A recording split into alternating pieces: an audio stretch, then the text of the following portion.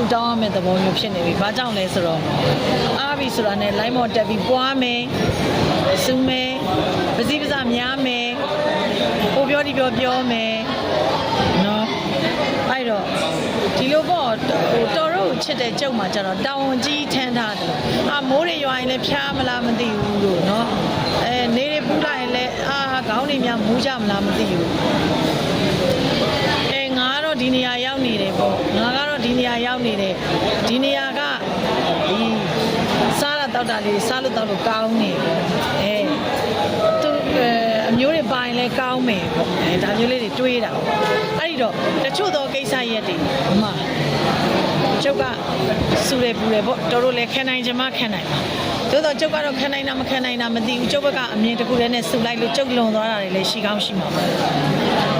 လွန်တာရှိတော့ဝန်တာမိပေါ့တော့အခုပြောမှာကဓာတ်စင်ထားဖို့အတွက်ကိုပြောချင်တယ်ဘာအတွက်ဓာတ်စင်ထားမလဲစောစောတော့ကကက်ကြီး၃ပါးကိုကြော်လွှားနိုင်ဖို့အတွက်လုပ်တဲ့ရေရအစီအရင်ခေါ်တယ်အခုကလည်းငွေဝင်အစီအရင်တစ်ခုကိုပေးမယ်အဲ့ဒီတော့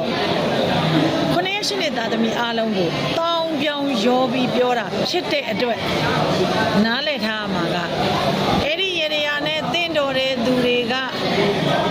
လုံးလုံးရရအောင်မြင်မယ်ရေရနဲ့မကိုက်ညီတဲ့သူတွေကအောင်မြင်ခြင်းမအောင်မြင်မယ်လုံးဝမကိုက်ညီတဲ့သူတွေကလုံးဝအောင်မြင်ခြင်းမအောင်မြင်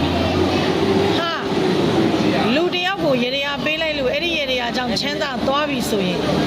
လူတိုင်းချမ်းသာမှာပေါ့ဒါတခုလည်းတွေးဖို့လိုတယ်ကျုပ်လို့ကိစ္စရက်တစ်ခုကိုပြုလုပ်တဲ့အခါမှာ3 dimension နဲ့ကြည့်ဖို့လိုတယ်ဟာသူချမ်းသာရင်တော့ငါချမ်းသာတော့မှာပဲသူပတ်စံနေရရင်တော့ငါလည်းရတော့မှာပဲလို့ no လုံးဝမတွေးနဲ့ကိုယ့်ရဲ့စိတ်တွေကိုယ့်ရဲ့အတွေးခေါ်တွေကိုချုပ်တီးထားတဲ့ကိစ္စဆိုဘာမှမလုပ်ဘူးလွတ်လပ်ပေါ်ပါစွာရှင်သန်ဖို့လိုပါတယ်ဘက်မြပြီးတွေးတတ်ဖို့လိုပါတယ်သူ့နေရာမှာငါသာဆိုရင်ဆိုတဲ့အတွေးလေးအမြဲတမ်းတွေးနော်အဲ့ဒါဆိုရင်ဆိုတာမရှိတော့โอเคပါဆက်ပြောမယ်လီပိုပလင်းအခွန်လီပိုပလင်းကိုဝယ်လိုက်အဲ့ဒီအရေကိုတောက်လိုက်အဲ့ဒီလီပိုပလင်းကလက်လေးနဲ့ချောင်းထောင်ထားတာပါရမယ်နော်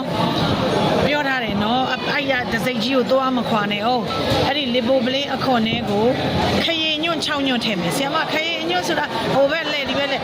မေးဦးမြဲဦးမှာခရင်ရွက်အကြီး6ရွက်ကိုထည့်လိုက်ထည့်ပြီးလီပိုပလင်းနဲ့ရေတဝက်ထည့်ပြီးဘုရားစင်ပေါ်တင်ထားပြုလုပ်ရမယ့်နေရာတနင်္လာနေ့မနေ့9:45ငွေဝင်အောင်စုတောင်းဒါပဲတော့ချစ်တယ်တော့